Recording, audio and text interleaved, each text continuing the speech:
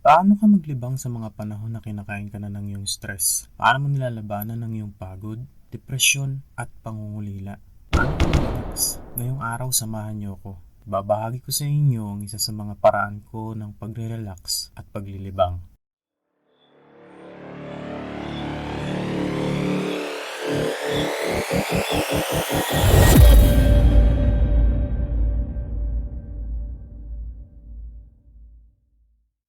South Korea, the land of the morning calm. Isa sa pinaka-inaasam-asam na bansa ng mga turista at maging ng mga Pilipino dahil sa likas nitong ganda. Pang 15th ang South Korea sa tourist rating ng buong mundo. Ibig sabihin, gustong-gusto talaga itong dayuhin ng mga banyaga. Marahil nakaapekto dito ang pag-boom ng ekonomiya ng nasabing bansa at laganap din ng pagtangkilik sa kanilang mga K-dramas at idols na mas kilala natin bilang mga K-pop sa buong mundo. Kaya naman, hindi nakataka-taka kung bakit pangarap itong puntahan ng karamihan sa ating mga kababayan. Isa ako sa mga mapalad na nabigyan ng pribilehiyong makapunta sa bansang ito. Pero hindi para magbakasyon at maging turista, kundi para magtrabaho araw-araw upang kumita at makapag-ipon ng pera.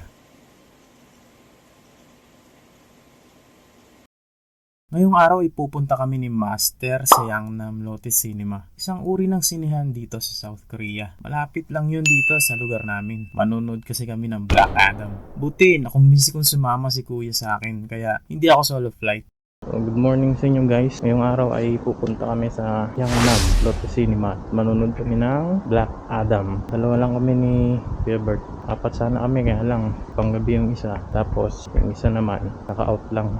Pagod daw si kuya. So sana mag-enjoy kami dalawa doon. Kita-kits mamaya. Schedule may sinihan nga na walang laman pero nakapause sa kanila. Ibig sabihin pwedeng pasukan. Depende naman kung ano yung show nila. Yun nga, showing daw sa kanila. Kaya lang, may alas 7, may alas 8. Basta kada oras may showing. Ay, may nagpapalabas sila. Guys, pakita ko sa inyo yung lugar namin. Yan o. Yan ang lugar namin, guys. Yan. Meron pang Kutsi. Yan, Kutsi. Ito yung aming dorm. Quick tour lang bago kami malis. Tapos, pakita ko yung collection ko ng sapatos. Ayan, yung collection ko ng sapatos. Hindi, cabinet namin yun ng sapatos. Tapos, ito sa taas. Nasira na sa kalumaan. Tapos, nung nakaraang linggo ba yun? Basta nung nakaraan, umulan ng yelo. Kaya lalong ganyan, nagbutas-butas. Wala natang balak palitan ng opisina to. May-snow na dito. Pasok na pasok yan sa pintuan namin pag nangyari. Bagay, mas okay na yung snow kaysa sa ulan. Ulan, basa. Ngayon ang kasama ko, si Master. Nakadikis po yan, mga kaibigan. Tara na mga kaibigan. Let's go! Let's go! So, ang adventure namin ito ay hatid po sa inyo ng Nescafe at saka ng Motolite po. Trusted na pang matagtagan. Wala lang. Dito sa company namin, libre din yung tissue. Ayan, tissue. Pwede rin kunin yung sabon kung medyo mas makapal yung mukhaan mo ng konti. Pwede.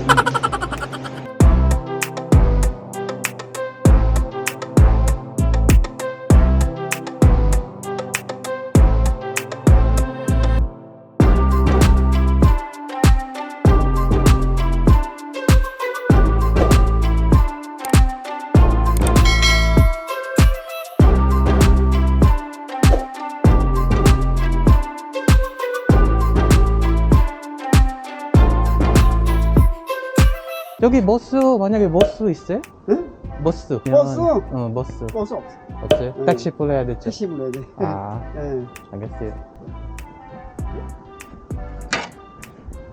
Tara, kasi Kuya Bert. Para kami makarating sa sinihan ay kailangan namin sumakay ng taxi.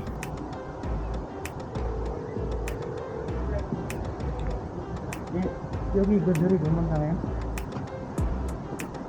경남 롯데 시네마. 예. Medyo malayo kami sa Kabiasnan kaya kailangan pa naming tumawag para lang makapag-book ng taxi. 7:30 ng gabi ang umpisa ng palabas at 6 o'clock na ngayon kaya may mahigit isang oras pa ang aming free time. Sakto lang ito para makapag-ikot-ikot pa sa lugar at kumain na din bago kami manood.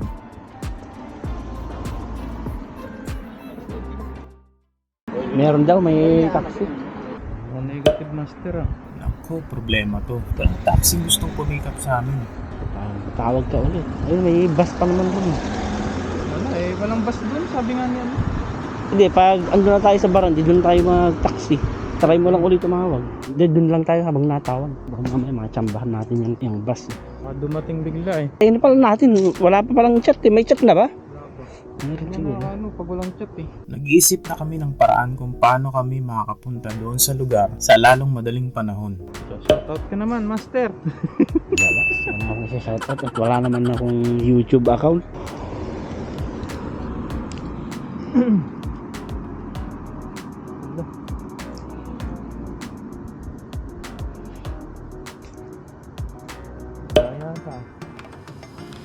So yun na nga, sumakay na lang kami ng bus papuntang Baran.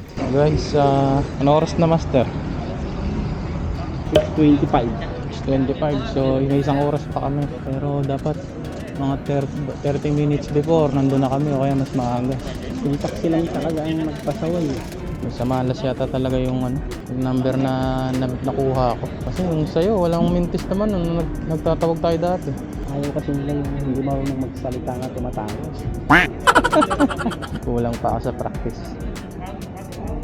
Mahalaga kasi yung wala, fluent. Dito ang aming pinakapalengke kumbaga. Dito kasi maraming taxi kaya mas madali kaming makakakuha ng taxi para ihatid kami sa Yangnam. Nakompromiso na ang aming pag-iikot-ikot sana sa lugar at pagkain na din. Pero okay lang. Ang main goal naman talaga ay makapanood.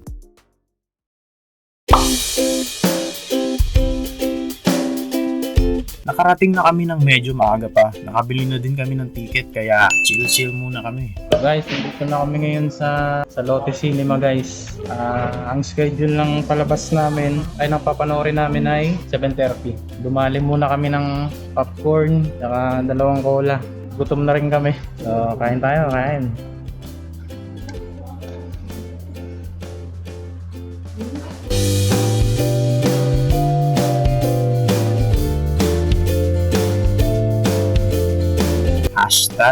Keep cool. Master, diyan ka lang ha. Hanapin mo lang to. Ha? Diyan.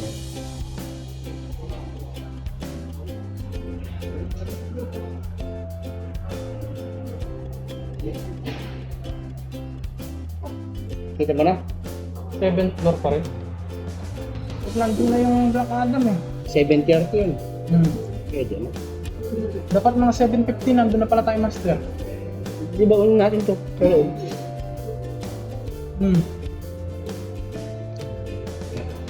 Walang cheese eh. Ordinary lang yun. wala na sa dito. Wala yun. Sa gitna pa naman tayo. Huwag ka lang tutok na tutok. Pagpasok natin doon, magano pa yun eh. Pambansang awit. Hindi ko pa naman kabisado yung kanila rito. So, kaya tayo pa uwiin bigla. Lupang hinirang na lang yung kantay namin.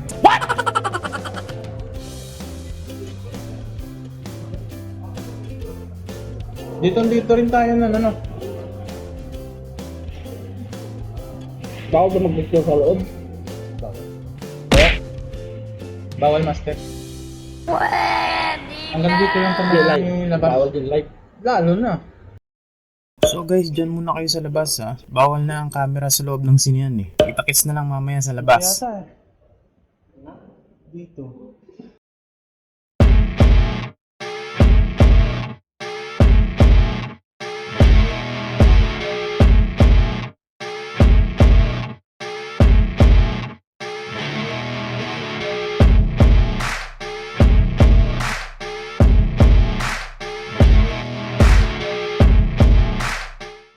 Natapos na kaming manood guys. Ano pa bang masasabi ko kundi maganda. Sobrang ganda. Naisipan namin na maglibot-libot muna ng konti sa lugar.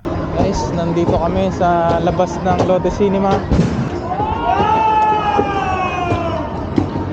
may park doon, no? Master. Hanap tayo ng kakainan kung meron dito, masarap. Ganda ng palabas, guys. Di ko alam kung nag-enjoy si Master. Nag-enjoy ka ba, Master?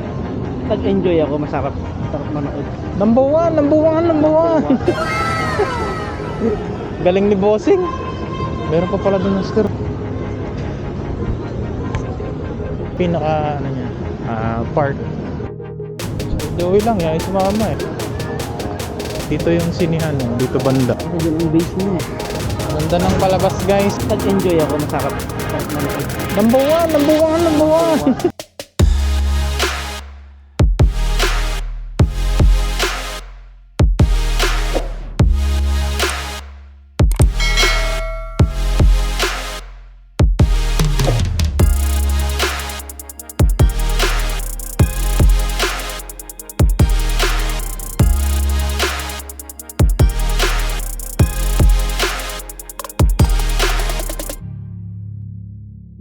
Ay, ang ganda talaga ng lugar dito sa Korea. Especially yung mga pasyalan nila. Ito talaga yung pinaka, ano niya, park. Ulit ako, no? Malalaman mo talaga nasa ibang bansa ka kapag yan mailaw sa gabi. Picture, Master. Okay na ako. Ay, sasakay. Doon, punta tayo sa unahan. Nakakain pa tayo. Abulin natin yung zero up. Wala na, 46 na. Ay, malay mo, alas 12 yun, di ba? Ay, sa bagay ito, Sabado eh. Sabado yun. Ito, pala doon tayo sa may nilabasan natin. Ano eh. Tara. Kasi yun yung base niya.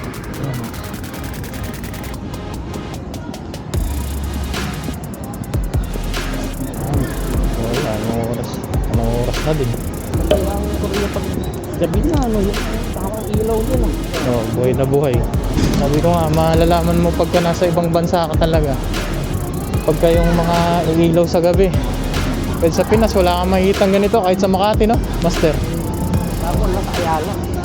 Sa Ayala, So tatawag na uli kami ng taxi para bumalik sa Baran. Since nandito na rin kami sa labas, mamimili na rin kami ng mga weekly necessities namin para hindi sayang ang oras at pamasahe. Medyo magiging magastos din kasi kung araw-araw kaming lalabas para lang mamili. Kaya ginagawa namin ito weekly. Doon na rin namin naisipang kumain.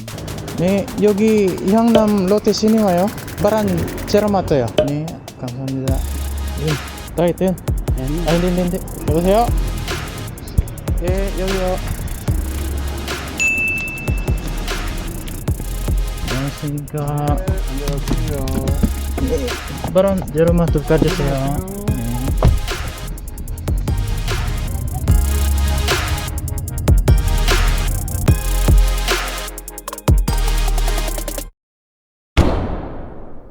October 29, 2022. Umakyat na sa 153 nasawi sa nangyari stampede sa Itaewon District sa Seoul, South Korea. Tonight, South Koreans are dealing with the aftermath of the country's worst disaster in years. A Halloween festival turned to tragedy in South Korean capital Seoul on Saturday night.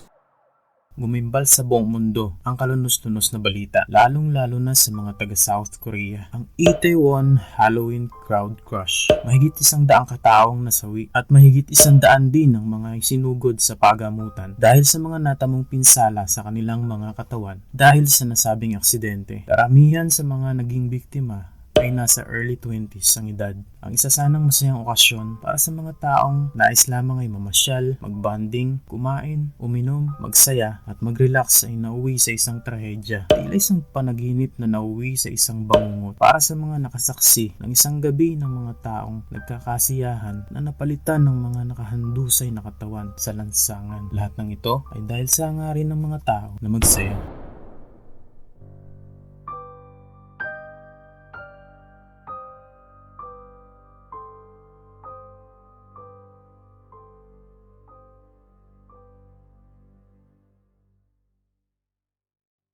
Nakarating na kami sa Baran. 수고하세요.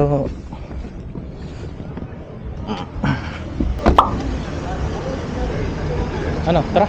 Baka magsara na. So guys, successful. Nakauwi kami. Mamimili muna kami ni Master sa paborito naming grocery dito sa Zero Mart. Inuna na naming mamili bago kumain dahil baka pagsaran kami ng tindahan.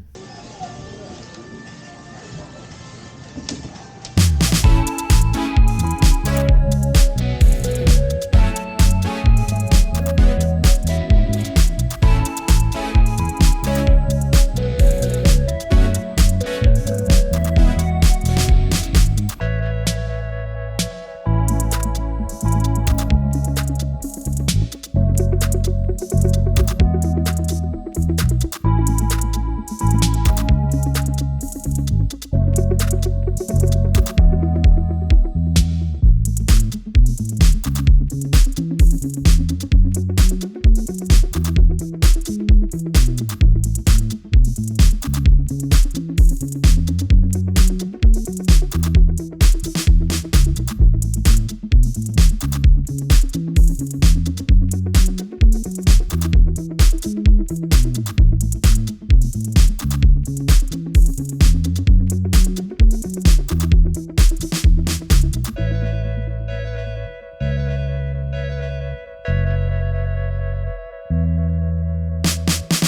nakapamili na kami. Yung mga binili namin. Kain muna kami guys.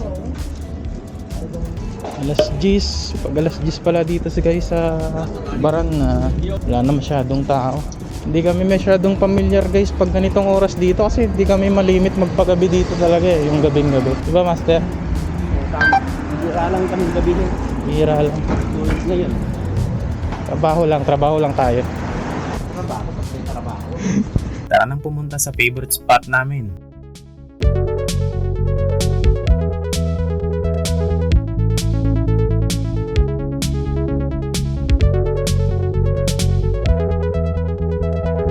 Kimbap Mania.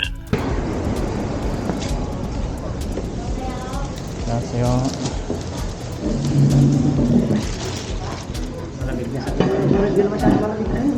Dito yung mga nakarang araw. Ano yung pa rin? Oo. Cheese ramen tubig. Eh. Tubig mo. Kuya, damsigin pa tubig.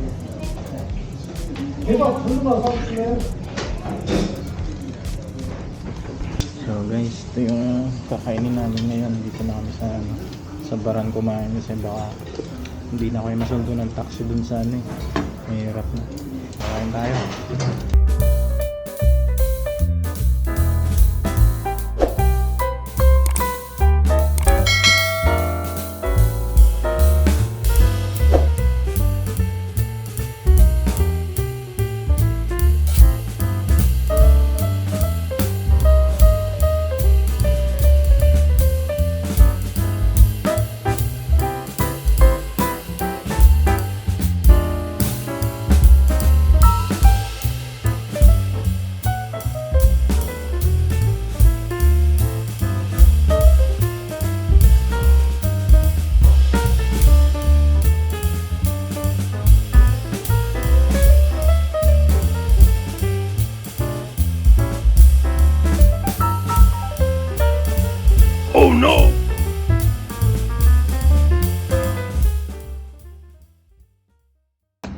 Yan guys, pauwi na kami. After namin kumain, dali-dali na kaming umuwi dahil baka mahirapan na kaming maghanap ng taxi. Isa pa ay may pasok pa kami kinabukasan. Isa kasi kami sa mga binless na factory kaya kahit linggo may pasok.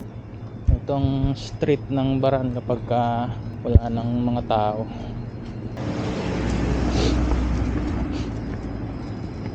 Very peaceful.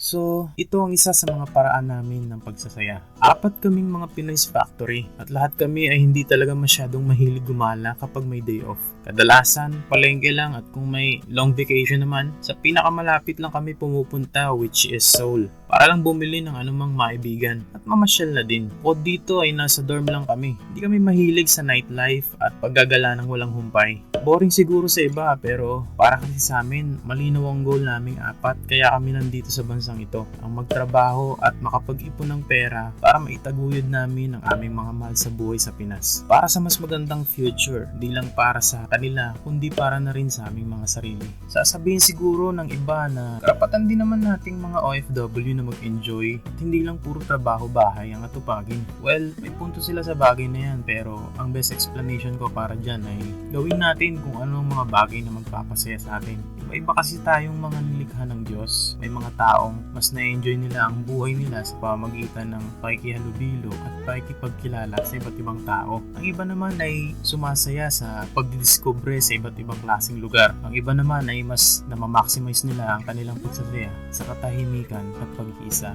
Iba-iba talaga tayo ng mga gusto sa buhay. Kaya may mga bagay talaga tayong hindi maintindihan sa isa't isa. Kaya ang best solution, enjoyin, respetuhin, at unawain ang mga pwedeng madiskubre sa isa't isa na pwedeng kapulutan ng magandang aral. Imagine kung nilikha tayo ng Diyos na may para-parehong katangian, kulay, tikas, abilidad, ugali at pag-iisip. Napaka-boring siguro ng mundo. Ang importante sa huli ng iyong pagsasaya at pagre-relax ay nakapag-recharge ka ng lakas, wisdom at ma-encourage mo ang iyong sarili na mabuhay at lumaban pa sa mga panibagong araw na ipahihiram muli sa atin ng Diyos. Yun ang masasabi kong happy ending ng isang day off. Kaya nga kami nanood ng sine para makita namin ang mga artista na ginagawa ang mga bagay na hindi namin kayang gawin. Ang pag-portray ng mga paborito naming mga karakter na na-enjoy naman talaga namin ng todo. Kaya nga maraming pumunta sa Itaewon, di ba? Para makihalubilo at makakilala ng iba't ibang uri ng tao at sabay-sabay na magsaya sa gabing yun. Pero sa kasamaang palad ay hindi naging masaya ang wakas. Ano man ang naging dahilan ay kayo na ang bahalang humusga. Kung nagustuhan nyo ang aking vlog, please like, share at huwag kalimutang mag-subscribe para updated kayo sa mga upcoming videos ko. That's all for me today. See you next time. God bless.